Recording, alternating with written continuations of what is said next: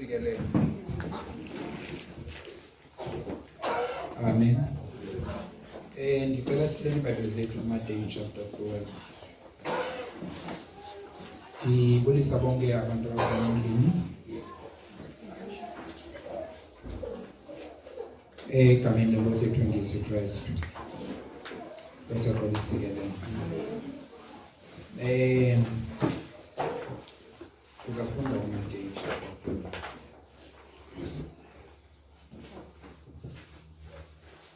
Sakana verse 1. Matthew chapter 12, verse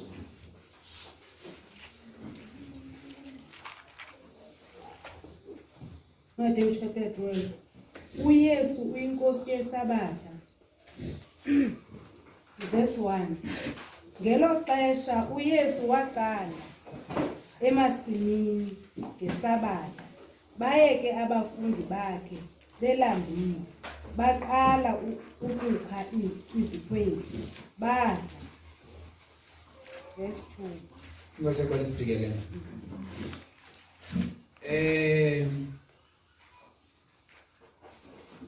Apha ku verse 1 into esiyiqaphelayo. Siqaphela into yoba nguYesu uhamba nabafundi bakhe. Siqaphela ntoni? Yesu uhamba nabafundi bakhe. Bahamba ngemini yeSabatha. NgoLwesinapi. Kungemini yeSabatha. Ngose kwalisikelele. And then siyayazi ngokwasemthethweni into yoba ngelanga langeSabatha akusetyenzwa. Andithi? Amen. Futhi ke Nkosi yami siyayazi asiphikisani futhi naloo nto ibhaliwe lapha eBhayibhileni. Andithi? Yes. But ke ngoku siyeva uba kukho problem kwaba bafundi bakaYesu hamba nabo ngale mini yeSabatha. Yintoni ingxaki eniyibonayo abanayo? Balambile. Nantsi yona ngxaki babambileyo. Baba nje ingxaki ethini? Balambile. Now, kwaba belambile batsiba ngapha kwale nto ithi akusetyenziswa ngeSabatha. Basebenza bafula. Ndi right? Yes. Baza ntoni? Bafula. Bafula nini? Sabatha. Bafula phofu? Bayafula. Bafula nini? NgeSabatha. Tune. Andizuthi ndithi ke babecinga bafana bazobhaqwa ngabaFarisi. Kuba kaloku abaFarisi babehleli bekhona ukujonga uba ngubani na othobelayo umthetho nongakuthobeliyo. Regardless babona bamthobela kangakanani na. Nyani ke Nkosi yami ekufuleni kwabo bafula balungisa batya kungeSabatha. Uthini umthetho wona? Akusetyenzwa ngelanga leSabatha. Bona benza ntoni?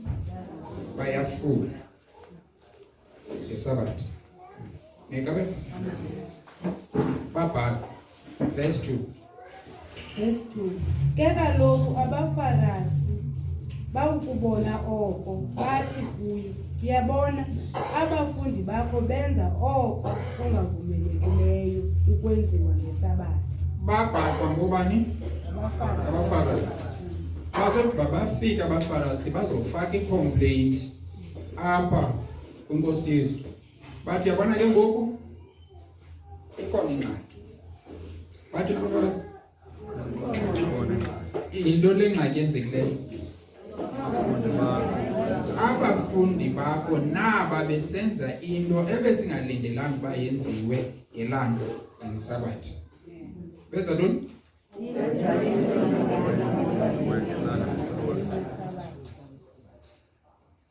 Ndithi siyalazi ilanga leSabatha ndithi?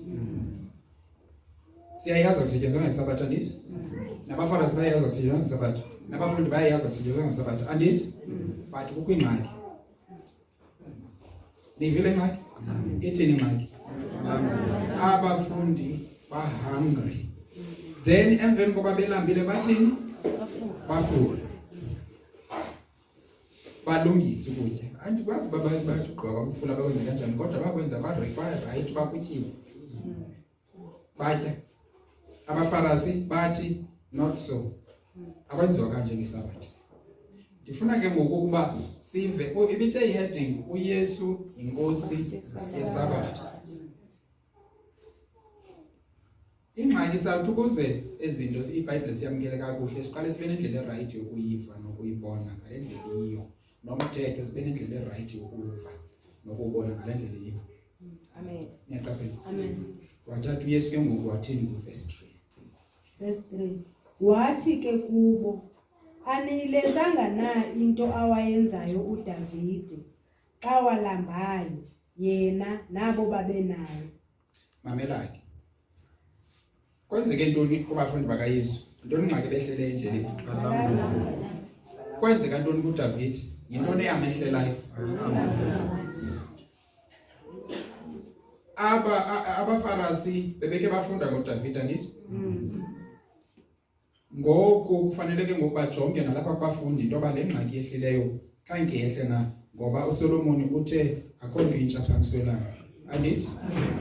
Uthi ke ngoku uYesu, anisakhumbuli uba kwenzeka ntoni kuDavide ngexesha naye awayebethwe yile ngxaki bethe aba bazalwane? Niyayikabela loo nto le? Yes. So masive ke ngoku verse 4 uba yintoni kanye le nto yenziwa nguDavide, and xa siyikomperisha nale yenziwe ngaba ithini na? Verse 4. Verse 4. Okokuba wangena endlwini kaThixo wazidla izonka ezibekwe phambi koThixo, ekube kungavumelekile ukuba azidle yena kwanabo babenaye, kuvumelekele ababingeleli bodwa. uDavide ke yena ke wenze seyiwenza. uDavide mos inkosi eyazi umkani umkhulu wakaSirayeli andithi? Kuthiwa akukho umkani wanjengaye phambi kwakhe nasemva kwakhe andithi? Yes. Kuthiwa walungisa zonke izinto phambi koThixo except into yomkaYuriya. Endibona uba lelona chaphaza ke elo uDavide wangena nalo ezulwini. Ngizoqala isikelelo. Asikho kuDavide kodwa siyatsho into yoba liba khona ichaphazo lenzileyo. Usahamba kakuhle. Likuthathe ungaze ukuthi kungalityalwa njengobuhle bakho kodwa kube kungalityalwa nangento embi wakwayenza. Nantso ke into xa yanyova uDavide. Kwangalityalwa ngokulungisa kwakhe phambi koThixo kodwa kwangalityalwa nangento embi awakhe wayenza. Lo muntu ulungisa gqithi. Uyabona wena xa usithiwa uhamba kwindawo apho ulungisa khona ichaphazeke lathi qaba kuwe, ulivele libe mnyama kakhulu. Kaloku xa unomuntu bakhe ezimhlophe bake bawele inki kuwe uyivele icace nje. So uba ngabana umhlophe sesibe mhlophe, ungavumeli qabazela. Alright, masibhetheni ke. uDavide apha akalo elo qabaza eli kaDavide niya. Ichaphaza kaDavide ngumkaYuriya qha elinotho yeBhayibhile. Apha ungene endlwini kaThixo etempileni. Etempileni kungena ababingeleli abakhulu. Ngababingeleli abakhulu abanelungelo lokudla ishowbread, that is izonka zesibonelo etempileni. Andithi? Akekho omnye umuntu onelungelo lokusidla. Xa uDavide ubethwe yinto ekuthiwa igama layo ukulala. Wakhangela uba ngatya ntoni phina, akufuthi uDavide shem ebelekwa nguSawule engezanga nto. Wafunyanwa indlala kulo kugijima. Indlala yamthumela endlini kaThixo. Okanye wacinga uba indlala yakhe angahamba aye endlini kaThixo. Wafika wathi bendicela izonka, nimjonge kakuhle uDavide khange izonka zibe. Wazicela kumbingelele bendicela izonka. Akho isonka nandilambile kwathi asikho isonka esikoyo zezi. Uyazi kuba noko azityiwa mntu ezi. uDavide wathi hey inobe kwaba ngcono ka ezo kunale nto bandife kulamba. Wazinikwa ke nyani. Ukuzinikwa kwakhe wazitya esazi kakuhle into yokuba hayi shem andingomdli wesonka setempile qha ngoku ndilambile. uDavide zanga katye isonka sasetempileni before. Zanga sitye futhi isonka sasetempileni emva kwakhe. Amen. wasitya ngala xesha kuba wayelambile. Nekabe lonke ixesha sijonge umthetho funeka siwujonge kule ndawo. Ngoba uThixo umthetho ubekele ukuze siwuqiqe kanje. Jonga ke ngoku. Usagqitha uYesu phinde bakokutela enye into. Verse 5. Verse 5. Anilesanga na emthethweni ukuba ngesabatha ababingeleli etempileni bayayingcolisa isabatha. Bangazeki. Iqhubeka. Bangazeki ityala noko. Okay. Jonga ke uDavid ulambile nabafundi balambile. uDavid ungene etempileni wathi sonke besingambelanga ba siyatyiwa ngabantu nje bonke. Abafundi babelambile bangena entsimini andikayichani ke intsimi bibe ekabani na bafula.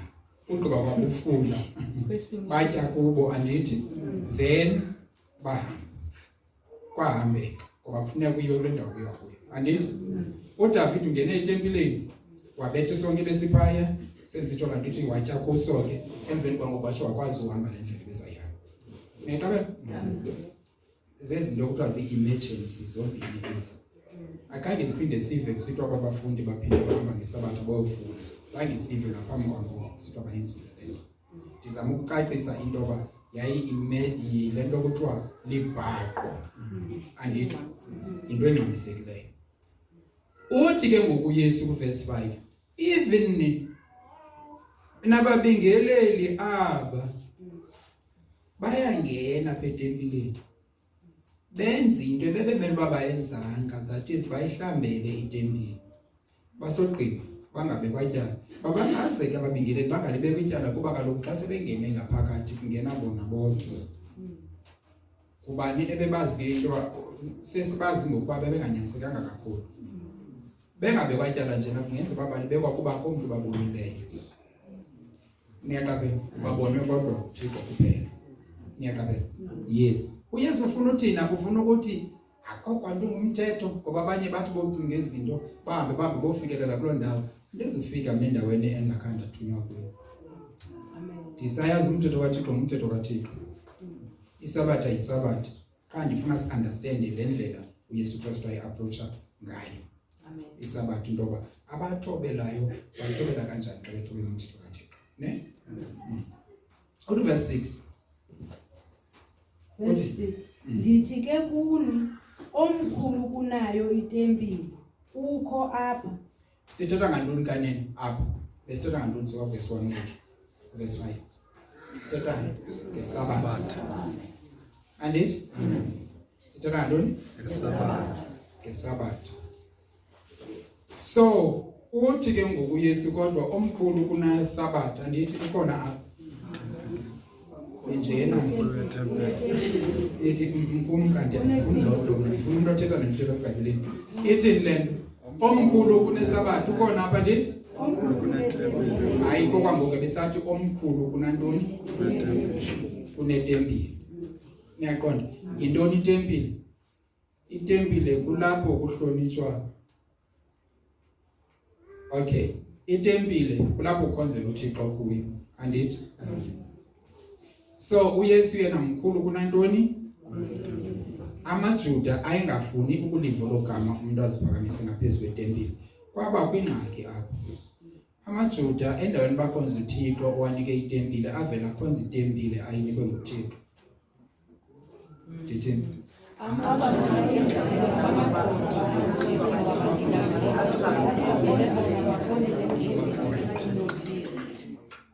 Zange bakhonza uThixo banike itempile more than babakhonza itempile abayinikwe nguThixo. Ngoba kwakucaba la tempile ngoku inene bayikhonza. Kanti itempile babeyinikelwe ukuba kube yindawo abakhonzela uThixo kuyo. Kwenzeka ukuba kushiyeke kucace into yoba uThixo mkhulu kunale tempile. Bona babesithi bongena kula tempile bathi uyabona ke le ndawo. Hayi inoThixo, uThixo. Ifana nalento umuntu asikakhonza indawo ayekukhonza uThixo. Amen. Okanye akhonza ibandla angakhonza uThixo ebandleni. Ibandla lingoThixo. uThixo nguThixo. Kufuneka ukhonzwe yena nasebandleni. Okanye akhonza umuntu ekukuThixo kuye ngaphakathi embone apha noThixo. Yena itempile. Into umuntu okanye ndirongo ni kusho iBhayibhile ithi nina nitempile kaMoya Oyingcwele. So therefore umuntu uyintoni? uYesu mkhulu kunantoni? Mkhulu kunomuntu. So nditsho sombona umuntu encedakala kangakanani na ubokwazi uba kanguYesu ke sihloniphe uYesu okuye not yena. Amen. Ifana nokumkani xa ikhwele phezu kwehashi elimhlophe uyana uthi yho eli hashi ulikhonza liyeke ihashi imali ingasuki libe ngokumkani ngenxa yoba kukhwele ukumkani alihashi lo lawusuka lithimle kungekudalanga niyaqaphela ngoba lihashi funeka ukhonze lo uxabisekileyo nothi le nto iphethe uxabisekileyo. Niyaqaphela le nto bazalwane? That is why ke ngoku nathi kufuneka siyazi into yoba abantu sibapointela kuThixo, not kuthi. Niyaqaphela? Because uYesu mkhulu kunetempile, bayi kuYesu asoqala isikelela. Now uthi ke ngoku omkhulu kunetempile nanko apha. Niyayibona loo ndawo? Amen. Yes. Uthi in verse 7. Verse 7. Ukuba ke nibe nikwazile ukuba kuthi nina ukuthi ndithanda inceba andithandi mbingelelo ningabagwebanga abangenatyala. Niphuthiswa yintoni njobe nje senigweba ngabantu abangenatyala number 1? Ngabalambileyo bafuna andithi batya. Ngabalambileyo bangena etempileni bathatha izonto zezibonelo bankwanje. Bonke abanatyala kuba ingxaki yabo bebetheni bebelambile.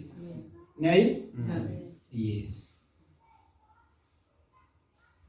Nivile le nto bazalwane? Amen. Kodwa benze ntoni? Benze into ebingalindelekanga.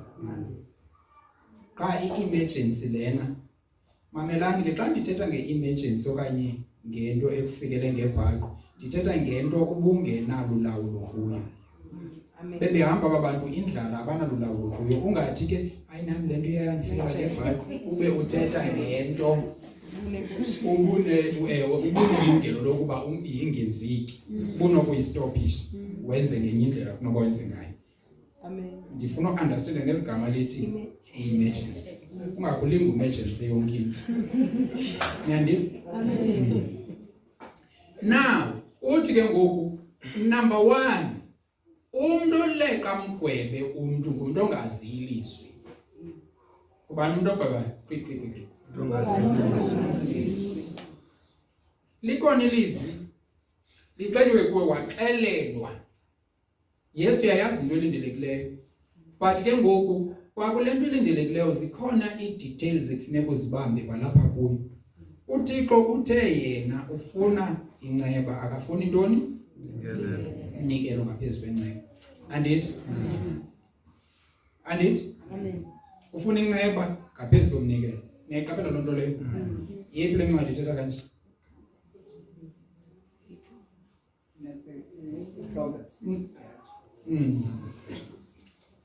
Intshumayelo yona?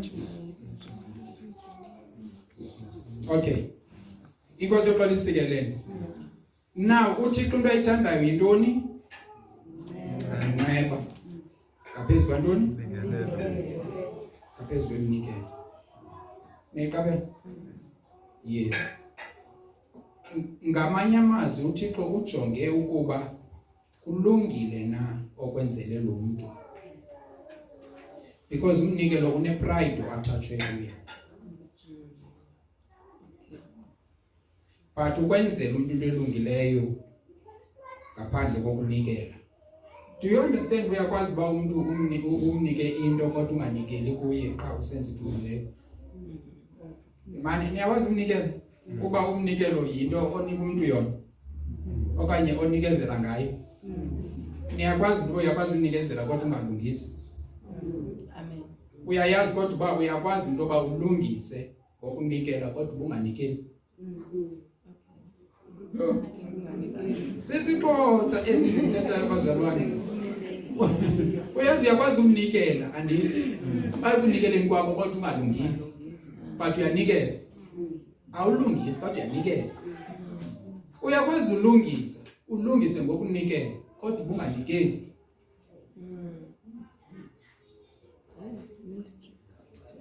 Aniva ke amen uyakwazi unikela ndithi nivile imizekeliso isithi uThixo uthanda umuntu oza endlini yakhe etheni enendlebe evayo andithi angazisi intoni isidenge sizothini so but ekunikeleni kwaso siyalungisa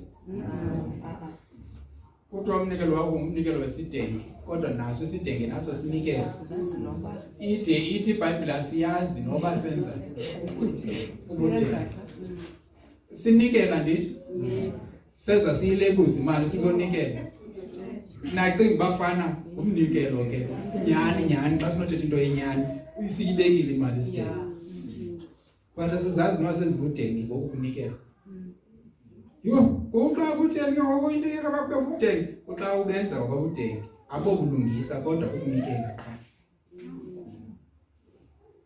So uyakwazi unikela kodwa umnikelo wakho ube ingayikho bulungisa ikunikela. Xa unikela lento oba ube nebungqina nawe usakho ubungqina ngokunikela. Awenzi umnikelo wezidenge. Ndamfumana nyani ndibona uba yo ubethekile. Hayi ndabona uba mandike ndimncede.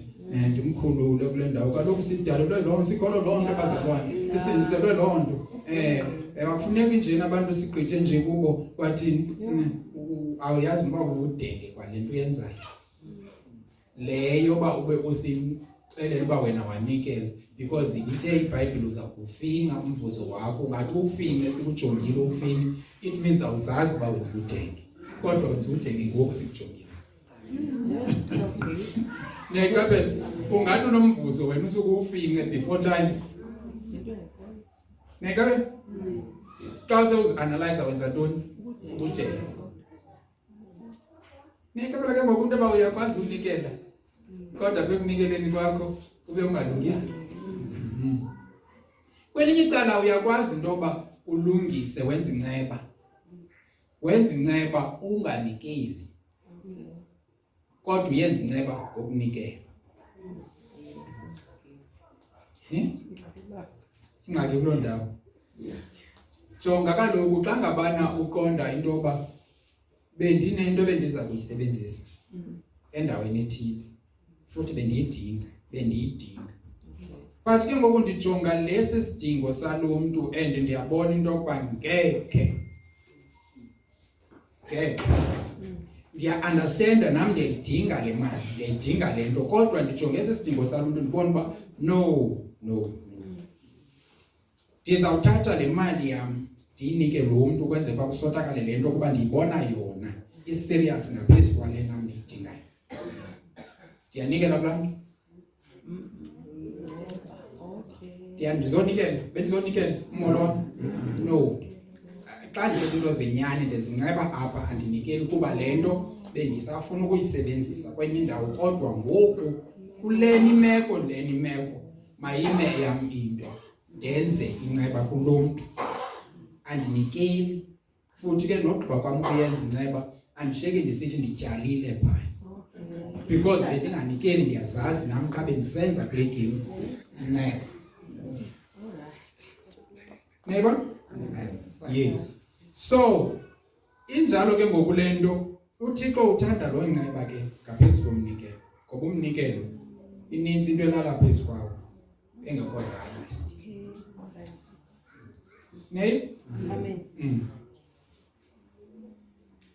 Inceba ke umuntu akadimanda uba makayenze uvele kunyuka into kuye ethi mandenze nayo. Okay. Yenzeke. Nekabe? Umnikelo wemali uba uqhutywa yinhliziyo yakhe xa ke ngoku sesiyazi uba kwenza ukusikuso uvela aqhutywe ngumntu. Alright. Ithi ke ukuba uzi-understand ezi ndawo kucabe nani nifuna ndiziphinde kaninzi. Niyaziva phofu ngokwezindawo? Niziqeqele ngoku? Because uthi uyesu kuku-understanda le ndawo. okungazi ukwenza ungaleqi uyogweba umuntu. Nimvile sisho? Amen. Utsho uthi ukuba benikwazile ke oku ukuba uThixo uthanda inceba ngaphezulu not umnika phanga ngaphezulu komnikelo andithi beningazibagweba abantu abangenatyala.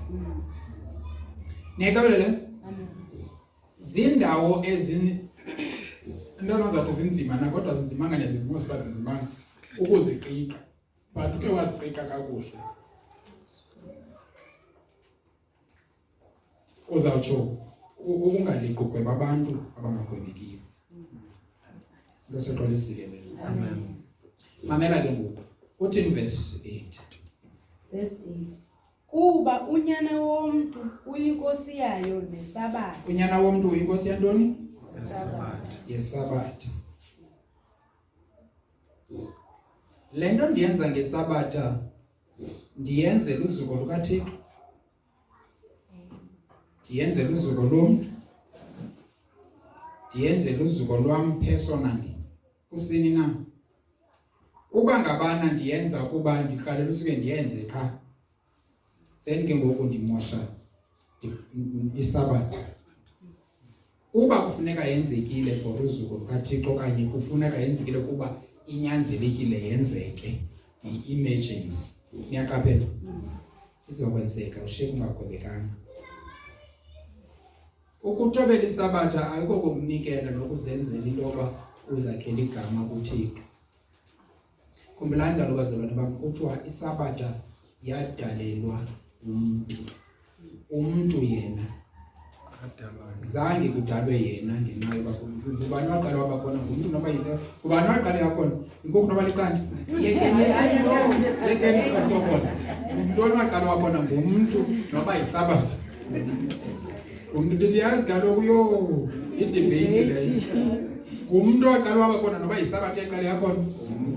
So yeyibedalelwe enye isabatha uba yisabatha evele kuba umuntu ekhona then yisabatha edalelwe umuntu.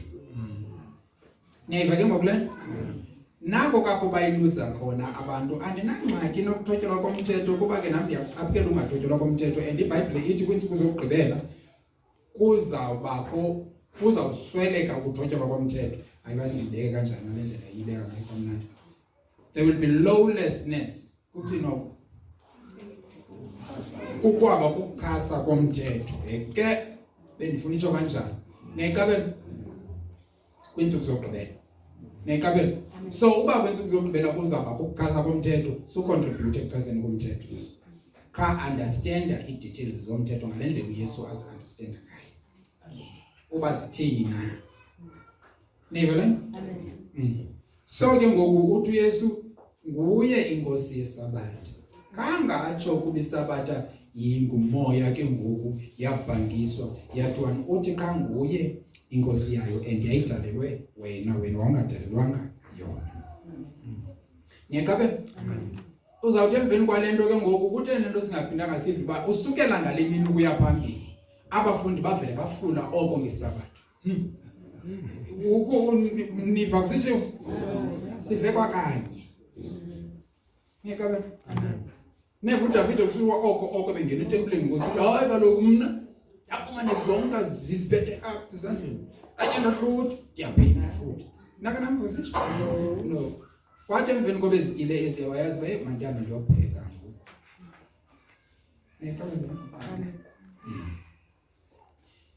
Zizinto ezikufuneka uthi xa ngabani uthetha ngokubhekisela emthethweni uzijonge ukuze ungabhaqi uthetha kakubi ngomthetho, ungabhaqi ugweba abantu kungafanelekanga uba ubagwebe. Bonke obunye buyilo kubeka ecaleni uzijonge ngale ndlela uYesu athi sijonge ngayo kuba yiyona ndlela ekufanele uba senza ngayo. Kaloku kuthiwe masive yena. Amen. Eseqala isisikele. Amen. Uthi verse 9. Verse 9.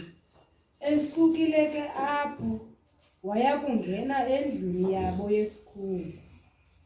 Uyamqonda into yokuba ukubikisana nabo ngento yesabatha phi phandle Emveni kwangoko besuka abaphandle befanele ukuthi andisayina kweso sikhungo senu. Kanti umolo wenu nizawube nithetha izinto ningazi-understandiyo. Wawungena ngapha endlini yesikhungo. Uya kule ndawo kanye bahot kuyo. Inkosi eqalisikelela. Kusafuneka lento yesabathi icaciswe ide yacaciswa nasendlini yesikhungo. Apha bisengabaFarisi leaders zodwa. Endlini yesikhungo kukhona nabanye abazileyo ke ngoku abaphunga apha. Uzawufuneka eyicacisile lento phaa kubo bonke edibene nokuthotyelwa komthetho wesabathi. Niyayibona? Uthi ntene. Verse 10. Kwabonakala kukho umuntu owome isandla. Baza bambuza besithi, kuvumelekile na ukuphilisa ngesabatha? Bahambe naye uyaqonda bambuze bathi bambangalela. Uyaqonda basuke naye phaya ebacacisela into yoba lo muntu abantu batyileyo bebengonanga. Basogqiba waya nabo esikhungweni apho bahlanganela khona. Niyaqabela? Xa befika aba bantu begqitha ucaciselwa ngento ye-emergency nokuba isabathi ijila kanjani. Xa befika bafika bathi siza kubona ke Nkosi. Uzawuphilisa futhi. Besithe kuwe abafundi bakho benze ungalunganga ngelanga langesabatha bafulile. Sifuna wena ke ngoku kubathethelele bona. Wena nawe uzawufula, awuzufula akho mbona apha kusesikhungweni. Uzawuphilisa ke ngoku wena. Bekuthiwe ngesabatha uzungathini. Phumlani ningasebenzi. Andithi bisitsho. Ngoku bona ukuphilisa yintoni okanye kuba kubilizwa ngoba ngumsebenzi wamandla, ukuphilisa ngumsebenzi ke ngoku. Uyazi bakwenza into napha kubaFarisi. Unika umthetho usimple ungumthetho usithi uzungenzi lento uzuphumle ngesabatha. Kodwa kwakuphumla ngesabatha ungasebenzi ungenzi nomnye umsebenzi uphumle use. Bona bathi ukuthini usebenza. Ngoku ke ngoku bavele baconfuse ngokuzibuza ifana nalapha esikolweni. Uba ke wabubuza into yoba le nto izakwenzeka kanjani. Lokho kuthini usebenza. Ufana nokuzibuza xa ufuna uhamba ngokona uba kanjani. Uba bafaka kanjani esikolweni? Wow, uyayotaka. Kwelizweni ngalazi ibaliphi na. Ususa. Apha ekuthobeleni umthetho sokufuna i-details ezingekhoyo. Ngoba ngoku baphethe bezifumana impendulo zento ezingekhoyo. Ukuthini ungasebenzi? No, mabena le nto ungasebenzi. Le ungasebenzi. Le kuko. Niyaqabela? Batheke ngoku nokuphilisa ngokusebenza. Kuloo nto yabo efuna i-details zoba kuthini ungasebenzi. Bathi ke ngoku uzawuphilisa ngesabatha. And ke ngoku silandele ekuthini siku-accuse. Babefuna ukumthini? Ukummangalela. Wathini uYesu? Kuba ke siyivesithele kule ndawo. Siyabona abayilati ababona. Yazi umuntu xa yilata kakhulu mamele izinto zithethwa nguYesu qha. Ngendlela nje? Amen. Apha emhlabeni sinabayilati abaninzi abantu bathetha le naleya. Yeka bamba ezinto uba uYesu utheni na. Yena. Uthini verse 11? Verse 11. Wathi ke kubo, kuni apha nguphi na umuntu ongathi enemvu inye yaza yona yeyela emadini ngesabatha angayibambi ayihole. Again. Ngophi abakuni awuzawuthi unegusha i1 andithi usanduyithenga eyithengela uba zayifuye atsho zibe ninzi nezakhe. Niyaqonda? Yo le gusha i1 uyithengile uyibhatalela imali nansi ixinge edakeni. Xa ndisithi ixinge nini nawethu nani kungesabatha. Kodwa uzayithini? Uzayiyeka ifele pha. Uthatha ngokuthi ilahlekile imali yakho.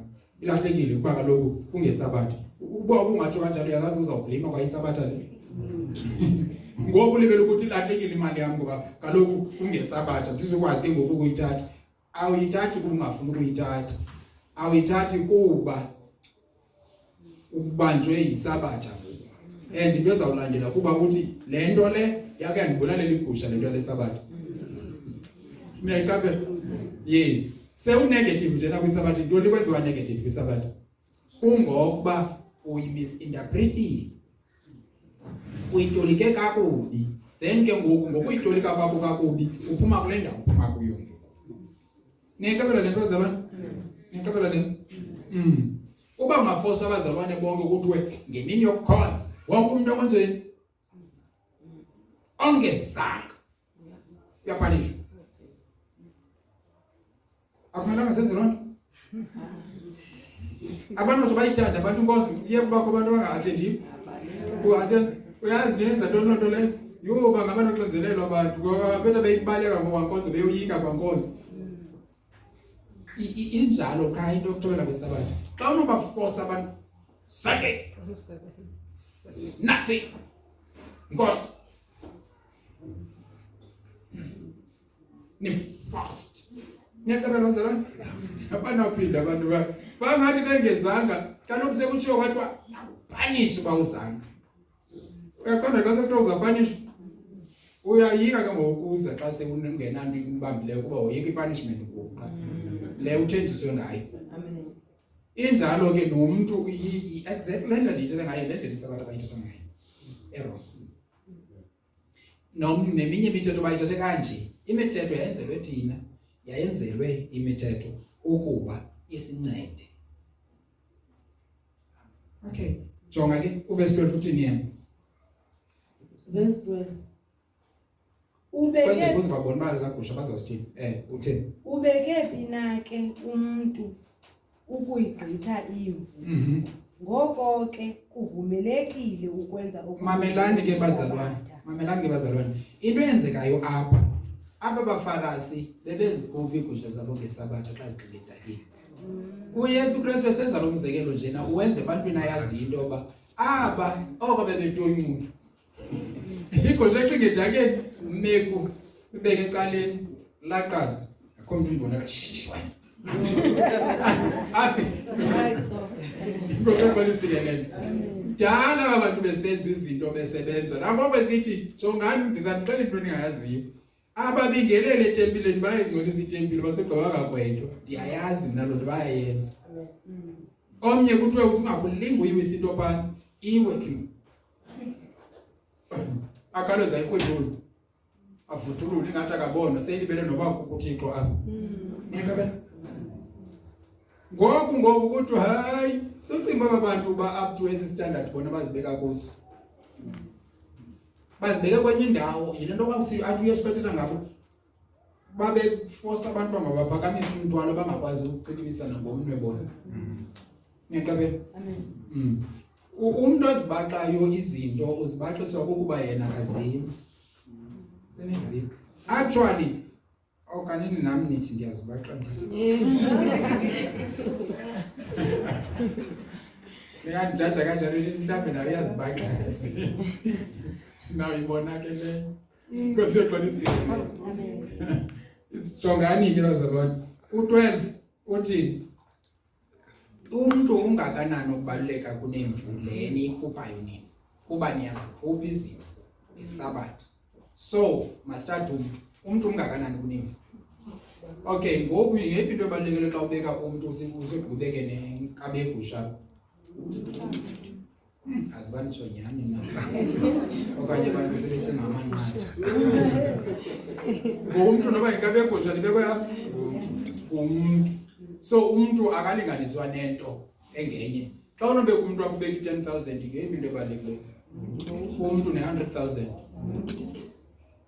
umuntu ne100,000 jonga kukhona bathi hey umuntu ne100,000 umuntu ne500,000 ichoni bazalwane kuba investation kwathi ungafika bakhona bangasatshoyo ngoku ndizawuqala ndifika apha ku1,000,000 ndithi umuntu ne1,000,000 athi yo kaloku ane1,000,000 ndibuza into yoba yephi bane1,000,000 nomntu still ke umntu yena noba ubunothi i-billion akanaxabiso umuntu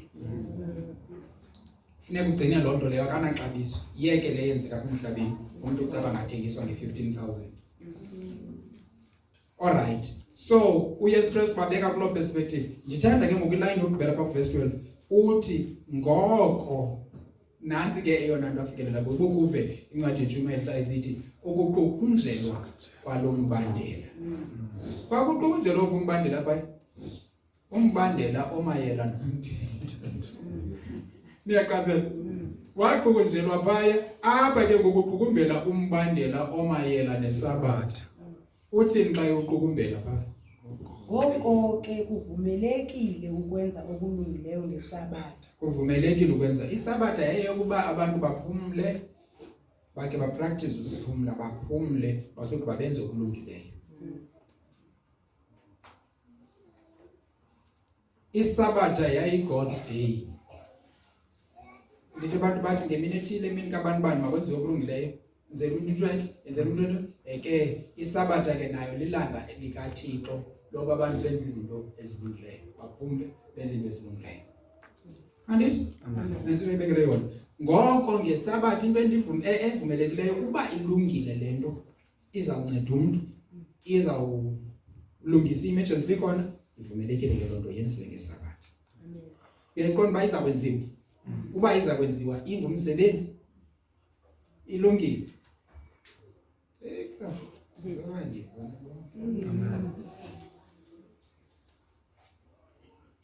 Ilungile ke lonto. Yenziwa ke lonto. Itsho iBhayibhile. Nivile? Uthi 13 verse 13. Aze athi kumntu lowo solule isandla sakho wasolula sabuya saphila ke saba kwanjengesi wenziwe intoni lo mntu wenziwe into embi ngesabatha ne ngewasuka nikwempiliso nekabe into enjani lolu isandla mame bathi welula isandla kumsebenzi. Yazi umuntu xa ezama ukufumana i-answers kwinto eseyinazo impendulo pha kuyo uphuma nokudenge bodwa i-answers zero zodwa. Le nto le ndifuna siyijonga apha eBhayibhileni sizifumane zonke impendulo ngokwalapha eBhayibhileni sobe siphinde sikhangele ezinye impendulo. Welula isandla uyasebenza gcoba uke wathatha imethi uze yeyi wena kule sabatha uyiphakamise nalo methi. Yindlela ababesebehambe bafikelela kuyo leyo. Masejenza. Wathi uyesulula isandla sakho waselula. Masijonge ngokuba thina abaFariyi. Verse 14. Verse 14. Bathi ke abaFarisi babhunga ngaye bakuphuma ukuze bamtshabalalise. Bafuna uthini mama? Isono sakhe yintoni? Ucacise ukuba eyona ndlela yokuthobela isabatha yiphi na. Ngoku babhunga ngayo into yoba hey umuntu ozicacisa kanje izinto ayingomntu ophila. Athi ugqiba kwakuzicacisa zibonakala into yoba le ndlela azicacisa ngayo iyo nyhani kuba uthi emveni kwako umntu makelule isandla seluleka kange sibelule lo mntu isandla oko besigogeni sihlala naye kule ndlu yesikhungu yena ufike wazocacisa isabatha phofu usilandele size cacisa uba barayithi abafundi bakhe wazosingenisa endlwini yesikhungu xa sisithi sakubophela ke apha khona ungakulingi uthethe nje wabayithethelela lesabatha lo muntu emveni kwako waphilisa satsho sabona into yoba eyona angathi kaloku ugqiba abantu uyithethelela yonke le nto enza into enotable bebengakwazi uyenza noko ke kule game abantu abayazi into yoba heyi makube lo mntu unyanisile but bona bacinga kanjani bathe ngotshateleliswa ukubona umuntu xa ngabana eqinena apha entloko nento entle ayibikho ntle nike nithi iBhayibhile xa isithi zonke izinto zihlambulukile kohlambulukileyo zihlambuluka izinto kohlambulukileyo ongahlambulukanga nale nto ihlambulukileyo vele ingahlambuluki kuba yena akahlambulukanga nezihlambulukileyo izinto zihlambuluki kohlambulukileyo zonke izinto ziyahlambuluka kuye azibone tshini uba nansi yona nto ile Bhayibhile ethethwa ngosukwini apha esithi ezi zinto bazalwane sizifundele ukuze sizokwazi ukuqiqa eyona nto right sisuke kulirongo besikade sinayo le perception yongo le ndlela yokubona izinto rongo sizibone ngokwale ndlela iBhayibhile ithi masizibone ngayo. Amen. Amen. Yes. So nanso ke into enzikayo ucacisile uYesu ngesabatha wasogqiba walula isandla seluleka Okay, then babhunga bathi masimdestroy. Efana nomuntu mhlawumbe athi gqishumayela inyaniso abantu bathi hey wena hey ingathi ume endleleni yethu lo. Ngiyaxabela babhunga masithini masimjabalelise. Masimsusa endleleni yethu lo. Uthini asakwazi biziminikelo ngokwenzekeni verse 15. Verse 15. Uthe-ke uYesu ekwazi oko wemka apho walandelwa ngabantu abaninzi wabaphikisa bonke. Mamelani bazalwane, kukhona izinto inkani zabantu ebathi ngokuzenza kwabo zibe zigxotha uYesu kubo. Jongani nimamele kahle ngqoyithetha. Abafarisi apha bacaciselwa kodwa bazongena uYesu ngoba becaciselwa abafuna ukuyamkela inyaniso kaXolwayo. Ukungayamkeli kwabo kwenze ntoni? Kuya kwagxotha uYesu. Kugxothe intsikelelo ibize kubo. Le ntsikelelo yangena yazongena ebandleni. Ufika kwentsikelelo ebandleni ayamkeleka nansi ebandleni intsikelelo. Isacacisa ezindawo bangacacelwanga zizo. Ithi uthe uYesu oyazi into ba ayishem le group kudala ndiyicacisela ayizuthi icacelwe jonga ke again enye into endifuna uyifunda.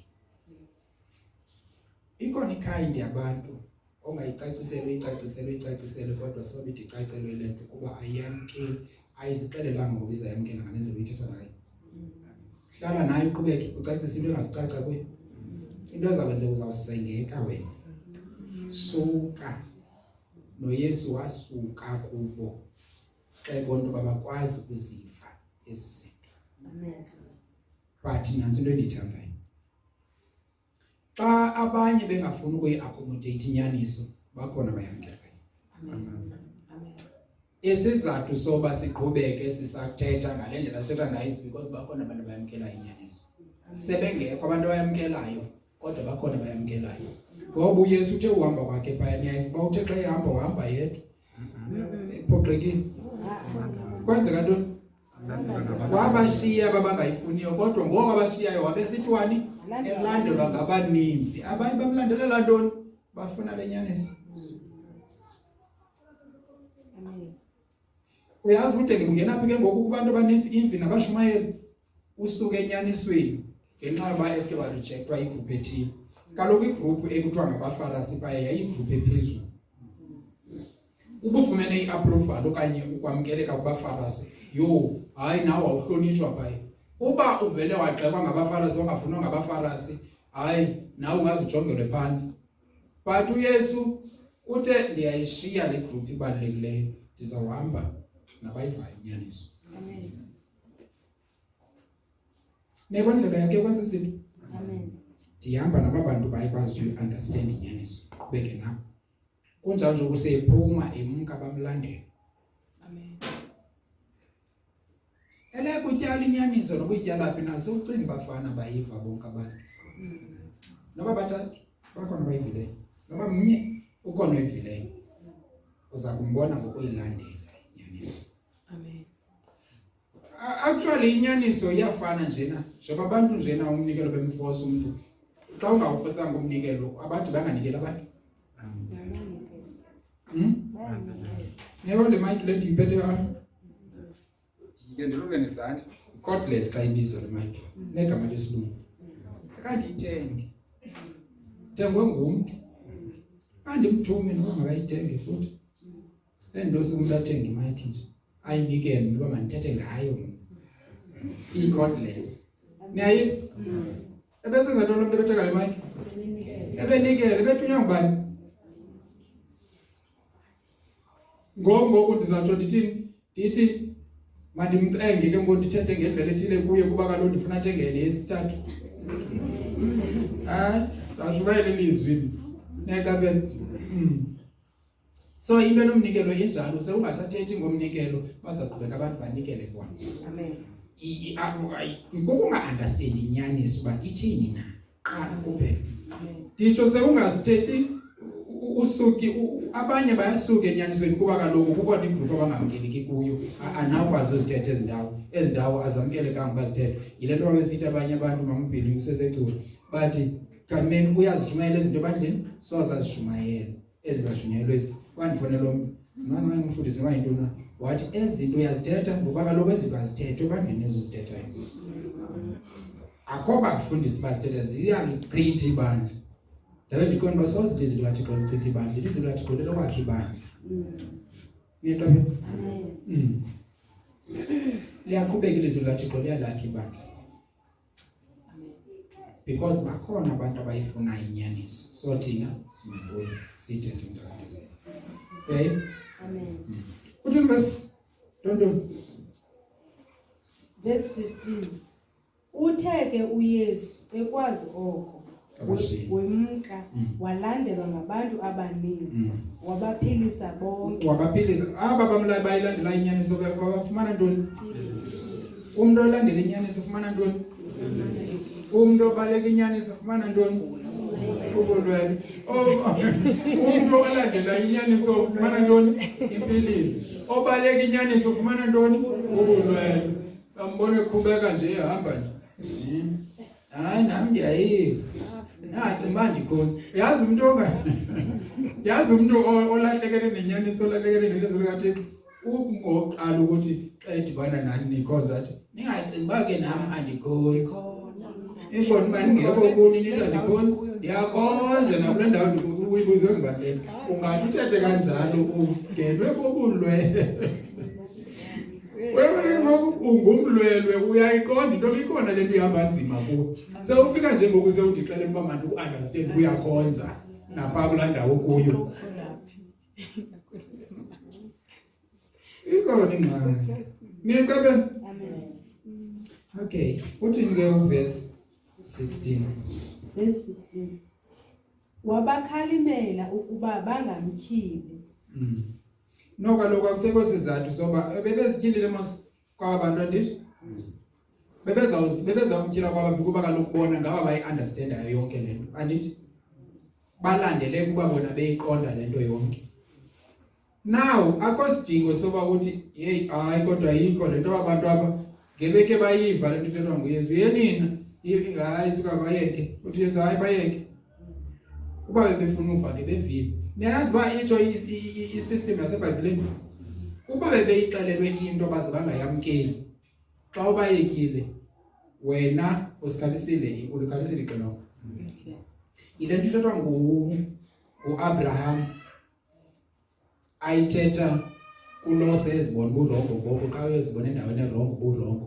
yenye ingxaki ke leyo uba uthi xa usendaweni erongo kube khona uzibona uburongo kuba kaloku esi sityebi into esiyaziyo ngoku siyozibona sesesihogweni into yoba bendirongo ngoba bendisemhlabeni thuma uLazaro uthi makanqande aba bantu ebenqandiwe naye akeva uthi uAbraham jonga kaloku ebekhona uMoses naxa kunovuka umuntu kwele bafileyo sorry abantu bavile abadingi ngokungaphezulu kokuba kuvileyo hlala nawe uzitshele masihlala apha thina noLazaro sizonwabela niyaqaphela ukwexesha kuthiwa lo phezu kwethu masisahlale phezu kwethu amen kwakufike lona ke kwaba bantu niyibona bayeke ningabaxeleli into ningabisaphinda nibe nibacacisela ngabo uba bebefuna ukwazi ngami ngithi noba ndimamele ngoku bendithetha esendini ukuze kuzaliseke okwathethwayo ngoIsaya umprofeti esithi verse 18 Yabonani umkhonzi wam endimnyulileyo intanda yam okholisiweyo yiyo umphefumlo wam ndiyakumbeka umoya wam ndiyakumbeka umoya wam phezu kwakhe waye eyakuzibekela intlanga umgwebo lo mkhonzi wakhe nguYesu Kristu uYesu Kristu usixelela indlela eright yokubona izinto ukubika umgwebo it's not necessary ukuthi uzawugwetywa ngenye imini yes ibinovutha njengomlilo haleluya niyalipenda shumayela bazalwane niyavakala biphuma emntwini nomkhaya haleluya mamelani bazalwane ayiyolonto uxelela abantu ngomgwebo ukuba baxelele ba-understand uba izinto xa zenziwa right zenziwa kanjani na niyayiva nantso ka ukuphi apho uzawuthi uyenza uthi ndiyayenza ngale ndlela iBhayibhile ithi mandiyenze ngayo ke and noba ubani uthini iBhayibhile ithi yona yenziwa kanje then ke ngiyamkela kanje yile nto kuthiwa ke ukucacisela abantu ngokomgwebo ukuba uzibona kanjani izinto uzibona ngokweBhayibhile ya nanso indlela right amen awuziboni ngokuba machule athina xa ethetha futhi awunozithi xa ujonge mina uthi lichule lokuthetha ini neqabelo ngoba andililo icule lokuthetha kodwa ndizaxelela lento nami ithethwa iBhayibhile amaculo okuthetha wathethi akakoti kakhulu ndikodwa nje ndikothuza into yoba nandi ninze ithetha into ingaske ndixelelwe apha na ne uverse 18 lo uzabaxelela umoya wakhe ubeke kuye umuntu ohamba ngokomoya kaThixo ucacisa ezindawo indawo uThixo afuna ukucaciswe zona amen anditsho urongo xa ityatha itawuli yakhe ke ebilile angayityatha anangxaki naloo nto leyo kodwa uzocacisa indawo ezimayela nokhonza uThixo ngokwelizwi lakhe sitsho sithi uhamba ngomoya engcwele naye uthi ke uzokwenza kanje ke isitaka sakhe esihamba asikhethileyo umenyulwa wakhe ogcwaliswe ngumoya wakhe uzabaxelela abenhlanga sithi ke apho ngenza indlela somgwebo nekhumbule bazalwane Yesu siyakuthanda ufunda kumaJuda awokuqala angazange bamkela uYesu ayibhuda le ndlela ayibhuda uYesu sekhona so asinawuthi ke sawuthi siyoyifunda siye kwaJuda siyoyifunda phaya no uYesu Kristu wathunyelwa esebenza ngomoya engcwele ukuze asicacisele singabenhlanga thina ukuba ezindawo sibonwa kanjani bemelwa zibonwa kanjani even ngamaJuda Verse 19 akuyi kuphika akayi kunqangaza akukho umuntu uya kuliva izwi lakhe ezitratweni uzawuthetha le nto ayithethayo xa umfundi ke umenyulwa kaYesu umenyulwa kaThixo ndithi uzawuthetha le nto ayithethayo ngale ndlela imele bayenziwa ngayo xa umenyulwa kaThixo akazi uthi gqiba baye beqangaza ekhwaza kuviwe ilizwi lakhe that is engathi uyabaforce abantu yithi uzayicacisa kuba ihamba kanje awuyamkeli mandishiye ndimkeke ndikuyeke njengoba ibashilo kaFarisi kazi unqangaza ndiya understand uba kuthiwa akazi ukunqangaza akayikuphika ukuphika he shall not strive akazi be esundusana nabantu besilwa nabo kodwa uzawuthatha ngokwenza lento ukuthetha lento ufanele bathethe yona ahambe ngayo and akazi uyokhwaza ezitratweni eyiforce akazikwenza loo nto leyo uzayithetha simple bayivayo bayilandele bafumane ukuphila verse 20 ingcongolo etyumkileyo akayi kuyaphula nomsondo oqhumayo akayi kucima mamelani sengazuyephula nje ingcongolo etyumkileyo engazucima umsondo oqhumayo yintoni uzawuncedwa yintoni uzawuncedwa kuku-understanda okanye kukuqiqa isibhalo kakuhle kaloku khumbulani bazalwane ukuba benisazi uba uThixo uthi ufuna inceba akafuni umnikelo nivile loo ndawo ithetha ukuthini laa ndawo ithetha into yokuba akazi ukuthi ngeni ngabagwebi abangenatyala ithetha ukuthini laa ndawo ithatha uzoyibeka apho ingcongolo evekivekileyo ithi means ngumntu lona use-ethe-ethanyana